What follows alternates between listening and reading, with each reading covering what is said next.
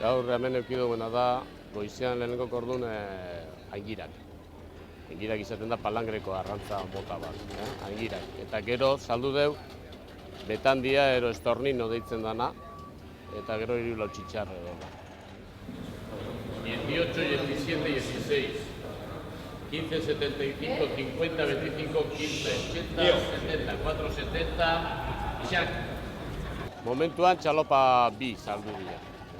Eta gero flota handi badabil, kostako zona horretan, kostako 3.000, 4.000 ero, da horrek ebiltzen dira txitxarrotan, makaela, bariauak, urreburuak eta holako arraiak. Eta gero beste flota handi badau kanpoan esaten duena da 30.000 da holan, da horrek ari dira sardinata. Horiek etorriko dira arratzalde guerdi arratzalde. Nada, pues normal. Algún día hemos estado en tierra, que no hemos podido salir a la mar, otros días nos hemos vuelto y bueno, aguantando los días que hemos estado en la mar, pues aguantando el tiempo.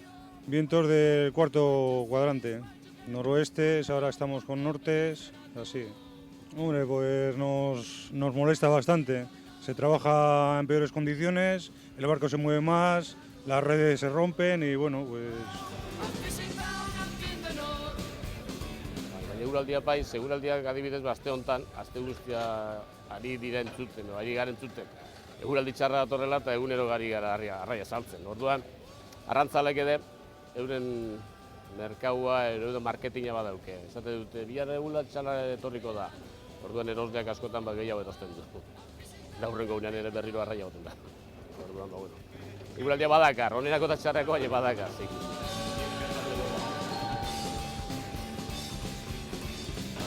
Derrota lau. Derrota 6 kilo.